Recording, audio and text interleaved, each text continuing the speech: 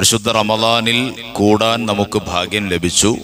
നോമ്പെടുക്കാനും നമുക്ക് ഭാഗ്യം ലഭിച്ചു. അൽഹംദുലില്ലാഹ്. എല്ലാവർക്കും നോമ്പെടുക്കാൻ കഴിയില്ല. നോമ്പ് പിടിക്കാൻ പറ്റാത്ത ചില ആളുകൾ ഉണ്ട്. ആരാണ്?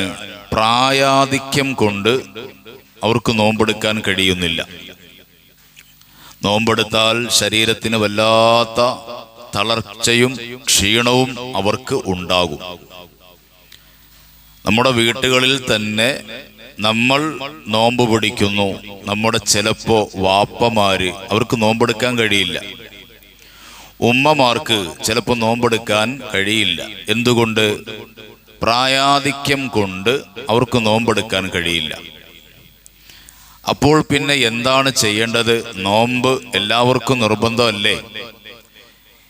നോമ്പ് എല്ലാവർക്കും നിർബന്ധമല്ലേ? ഈ സാധുക്കള് നോമ്പ് എടുക്കാത്തത് അവർക്ക് പ്രായാധിക്യം കൊണ്ടാണ്. പ്രഷർ, ഷുഗർ, കൊളസ്ട്രോള് പോലെയുള്ള രോഗങ്ങൾ കൊണ്ട്, അതേപോലെ വാർദ്ധക്യവുമുണ്ട്. ഈ മരുന്നുകളും ഒക്കെപ്പാടെ ജീവിതത്തിനെ അങ്ങനെ മുന്നോട്ട് കൊണ്ടുപോകുന്നു. അങ്ങനത്തെ ഒരുപാട് പേര് നമ്മുടെ വീടുകളിലുണ്ട്. എന്താണ് അവർക്കുള്ള ഹുക്കുമ് എന്നതിനെ കുറിച്ചാണ് ഇൻഷാ അള്ളാഹ് ഇന്ന് നമ്മൾ നമ്മുടേതായ ഈ ഹനഫി ക്ലാസ്സിൽ നമ്മൾ പറയുന്നത്. പരിശുദ്ധ ഇസ്ലാം വളരെ ലളിതമാണ്, വളരെ സുതാര്യമാണ്. ഒരാൾക്കും പ്രയാസമുണ്ടാക്കുന്ന ഒരു സംഗതിയും ഇസ്ലാം നിർദ്ദേശിക്കുന്നില്ല. പ്രയാസമുള്ള ഒന്നും പരിശുദ്ധ ഇസ്ലാം നിർദ്ദേശിക്കുന്നില്ല. നമ്മുടെ ഹനഫി ഫിഖ്ഹുകളിൽ ഇമാമിങ്ങൾ നമുക്ക് പഠിപ്പിച്ചു തരികയാണ്, പ്രായാധിക്യം കൊണ്ട് നോമ്പ് പിടിക്കാൻ കഴിയാത്ത ആളുകൾ, അവർക്ക് പിന്നെ ഖളാ വീട്ടാൻ എന്തായാലും കഴിയില്ല. പ്രായാധിക്യം എന്ന് പറഞ്ഞാൽ അത് ഒരു രോഗമല്ല, ഒരവസ്ഥയാണ്. രോഗമാണെങ്കിൽ പറയാം, അത് പിന്നീട് മാറുമ്പോ ഖളാ വീട്ടാം. അങ്ങനെ പറയാൻ കഴിയില്ലല്ലോ. പ്രായാധിക്യം എന്ന് പറയുന്നത് 65 വയസ്സ് അല്ലെങ്കിൽ 70 വയസ്സ് അല്ലെങ്കിൽ 80 വയസ്സ്, കുറച്ച് കഴിയുമ്പോൾ ചുരുങ്ങി 50 വയസ്സാകും എന്നൊന്നും നമുക്ക് പറയാൻ കഴിയില്ലല്ലോ. അപ്പം പ്രായാധിക്യം എന്നത് അത് രോഗമല്ല, അതൊരവസ്ഥയാണ്, മനുഷ്യന്റെ ഒരവസ്ഥയാണ്. ചിലർക്ക് പ്രായാധിക്യമുള്ളപ്പോൾ നല്ല ആരോഗ്യമുണ്ടാവും, ചിലർക്ക് പ്രായാധിക്യം വിത്ത് രോഗവും ഉണ്ടാവും. അപ്പൊ പിന്നെ അവർക്ക് നോമ്പെടുക്കാൻ കഴിയില്ല. അവരെന്താണ് ചെയ്യേണ്ടത്? ആ നോമ്പ് ഖളാ വീട്ടേണ്ടതില്ല. എന്ന് വെച്ച് പകൽ റോഡിലേക്ക് ഇറങ്ങി സിഗരറ്റും വലിച്ച് കട്ടൻ ബീഡിയും വലിച്ച് ഞങ്ങൾക്ക് പ്രായമുള്ളവരാണ്, ഞങ്ങൾക്ക് നോമ്പെടുക്കാൻ ഇസ്ലാം പറയുന്നില്ല എന്ന് പറഞ്ഞ് റമളാനിനെ ആക്ഷേപിക്കുന്ന രീതിയിൽ പരസ്യമായി തിന്നും കുടിച്ചും പുകവലിച്ചും നടക്കാൻ കഴിയോ? ഇല്ല.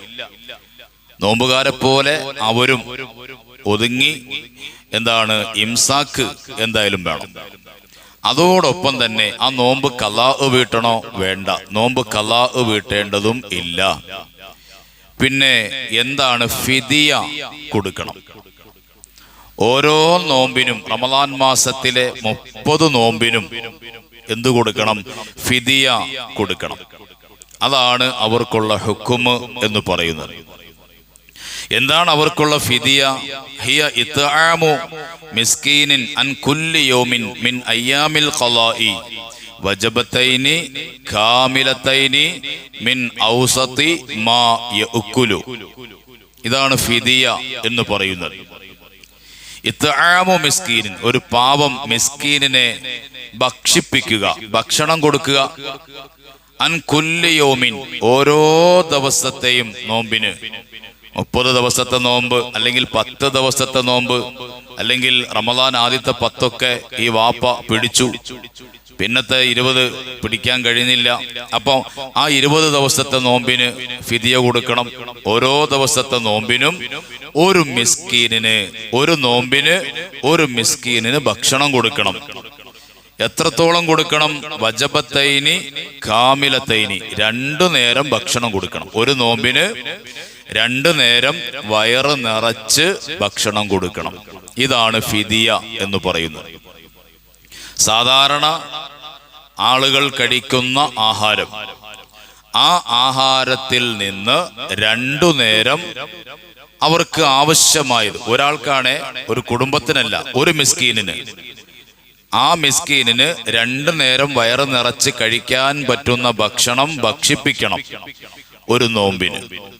അപ്പൊ 10 നോമ്പാണെങ്കിലോ 10 ദിവസം ഓരോ ദിവസവും 2 നേരം വെച്ച് നമുക്ക് ഇഷ്ടമുള്ള മിസ്കീന്മാർക്ക്, ഇന്ന ആൾക്ക് തന്നെ കൊടുക്കണമെന്നില്ല, ഒരാൾക്ക് തന്നെ കൊടുക്കണമെന്നില്ല, ഇനി ഒരാൾക്ക് തന്നെ കൊടുത്താലും കുഴപ്പമില്ല. അപ്പം മിസ്കീന്മാർക്ക് 2 നേരം വയറ് നിറച്ച് ഉള്ള ഭക്ഷണം, അതാണ് ഫിദിയ എന്ന് പറയുന്നത്. ഇനി ഇത് പറ്റൂല, ഒരാൾക്ക് കൊടുക്കാൻ ബുദ്ധിമുട്ടാണ്, ഇത്രയും കൊടുക്കാൻ കഴിയില്ല, അയാൾ എന്ത് ചെയ്യണം? അയാള് ഔ ഇഖ്റാജു നിസ്ഫി സാഇൻ മിനൽ ഖുംഹി ഔ സാഇൻ മിനശ് ശഈരി, അരസാഴ് ഗോതമ്പ് അല്ലെങ്കിൽ അരസാഴ് ബാർലി ഒരു ദിവസം ഒരു മിസ്കീനിന് വെച്ച് കൊടുക്കണം. 2 നേരം വയറ് നിറച്ച് ഭക്ഷണം കൊടുക്കാൻ കഴിഞ്ഞില്ലെങ്കിലാണ്, അത് കഴിയാത്ത ആളുകളാണ്, അത് കഴിവുണ്ടായിരിക്കവേ ഇത് ചെയ്യണമെന്നല്ല. അപ്പൊ കഴിയാത്ത ആളുകൾ എന്ത് ചെയ്യണം? നിസ്ഫു സാഅ് ഗോതമ്പ് എന്നാണ് കിതാബിൽ പറഞ്ഞത്. അത് നമ്മുടെ നാട്ടിലെ മുഖ്യ ആഹാരം ഏതാണോ അത് നമുക്ക് കൊടുക്കാം, അത് കൊടുക്കാം, അല്ലെങ്കിൽ അതിന്റെ വില കൊടുക്കാം, അത് തന്നെ കൊടുക്കണമെന്നില്ല. നിസ്ഫു സാഅ് ഗോതമ്പ് അല്ലെങ്കിൽ അരി. നമ്മുടെ നാട്ടിലെ മുഖ്യ ആഹാരം ഏതാ? അരിയാണ്. നമ്മുടെ നാട്ടിൽ ആരും ഗോതമ്പ് വെച്ച് ചോറൊന്നും വെച്ച് കഴിക്കൂല. നമ്മുടെ നാട്ടിലെ മുഖ്യ ആഹാരം അരിയാണ്. അപ്പൊ ആ അരി ഒരു നോമ്പിന് നിസ്ഫു സാഅ് വെച്ച് ഒരു മിസ്കീനിന് നമ്മൾ കൊടുക്കണം. അപ്പോ ഇനി അറിയേണ്ടത് നിസ്ഫു സാഅ് എന്ന് പറഞ്ഞാൽ എത്രയാണ് എന്നാണ് നമുക്ക് അറിയേണ്ടത്. നിസ്ഫു സാഅ് എന്ന് വെച്ചാൽ കൃത്യമായ കണക്ക് പറയുകയാണെങ്കിൽ നമ്മുടെ ഹനഫി മദ്ഹബ് പ്രകാരം ഒരു സാഅ് എന്ന് പറഞ്ഞാൽ, ഒരു സാഅ് എന്ന് പറഞ്ഞാൽ 3.200 ലിറ്ററാണ്. 3.200 ലിറ്റർ ഒരു സാഅ്. അപ്പൊ അതിന്റെ നേരെ പകുതി 1/600 അല്ലേ? 3.200 നേരെ പകുതി എത്ര? 1/600. ഒരു ഇഹ്തിയാത്തിന്, ഒരു സൂക്ഷ്മതയ്ക്ക് വേണ്ടി നമ്മൾ എന്ത് ചെയ്യുക? ഒരു 100 കൂടി കൂട്ടുക. അപ്പൊ 1/600 എന്നുള്ളത് 1/700 ആക്കുക. അപ്പൊ 1 കിലോ 700 ഗ്രാം അരി. ഇതാണ് പ്രായാധിക്യം കൊണ്ട് നോമ്പ് പിടിക്കാൻ പറ്റാത്ത ആളുകൾക്ക് ഒരു ദിവസം ഒരു മിസ്കീനിന് കൊടുക്കേണ്ടത്. അപ്പൊ 30 ദിവസത്തെ നോമ്പ് വാപ്പാക്ക് പിടിക്കാൻ പറ്റണില്ല, 30 ദിവസത്തെ നോമ്പ് ഉമ്മാക്ക് പിടിക്കാൻ പറ്റുന്നില്ല പ്രായാധിക്യം കൊണ്ട്, അല്ലെങ്കിൽ വല്യാപ്പ അല്ലെങ്കിൽ വല്യമ്മ. അപ്പൊ പിന്നെ എന്ത് ചെയ്യണം? 30 ഗുണം നമ്മൾ കൂട്ടണം. ഒരു ദിവസം 1 കിലോ 700 ഗ്രാം വെച്ച് 30 ദിവസത്തേക്ക് കണക്കാക്കി ഇൻഷാ അല്ലാഹ് അത് മിസ്കീന്മാരായ ആളുകൾക്ക് ഒന്നെങ്കിൽ അതിന്റെ വില കൊടുക്കാം, അല്ലെങ്കിൽ ആ സാധനം തന്നെ വാങ്ങിച്ച് കൊടുക്കാം. അപ്പൊ നമ്മൾ നോക്കണം, വില കൊടുക്കലാണോ നല്ലത്, അതോ ഇത് വാങ്ങിച്ച് ഈ അരി തന്നെ മേടിച്ചു കൊടുക്കലാണോ? അവർക്ക് എന്താണ് ഇപ്പൊ ആവശ്യം? അരി കൊടുത്താൽ അതുകൊണ്ട് ഒരുപാട് ആളുകൾ അവർക്ക് ഹദിയൊക്കെ കൊടുത്ത അരി ഒരുപാടായിട്ടുണ്ട്. അത് പൈസ കൊടുത്താൽ അവർക്ക് ഇന്ന ഇന്ന കാര്യങ്ങൾ ഉപകരിക്കും. അപ്പൊ അവർക്ക് ഉപകാരപ്രദമായത് പൈസയെങ്കിൽ പൈസ, അരിയാണെങ്കിൽ അരി, അത് നമ്മൾ കണക്കാക്കി കൊടുക്കുക. ഇനി ഇതാണ് അവർക്കുള്ള ഫിദിയ എന്ന് പറഞ്ഞു. ഇനി കൂട്ടത്തിൽ നിന്ന് ഓർമ്മപ്പെടുത്തിയിട്ട്, നമ്മുടെ വീടുകളിൽ വാപ്പമാര് ഉമ്മമാര് പാവങ്ങളായിരിക്കും. അവർക്ക് ഈ നോമ്പിനെ കുറിച്ച്, നോമ്പ് പിടിച്ചില്ലെങ്കിൽ ഫിദിയ കൊടുക്കണം എന്നതിനെ കുറിച്ച് ഒന്നും അറിയില്ലായിരിക്കാം. അതല്ലെങ്കിൽ ഈ വാപ്പാക്ക് അല്ലെങ്കിൽ ഉമ്മാക്ക് അവരുടെ കയ്യിലെങ്കിലും പൈസ ഉണ്ടാവൂല.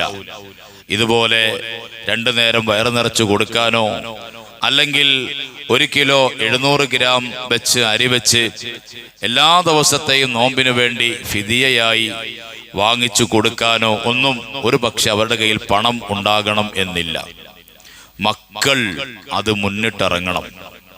നമ്മുടെ വാപ്പയല്ലേ, നമ്മുടെ ഉമ്മയല്ലേ, അവർക്ക് ഒരു ദിവസം കണക്കാക്കി ഇത്ര എന്ന് കണക്കാക്കി അവരുടെ പേരിൽ നിയ്യത്താക്കി നമ്മൾ കൊടുക്കണം.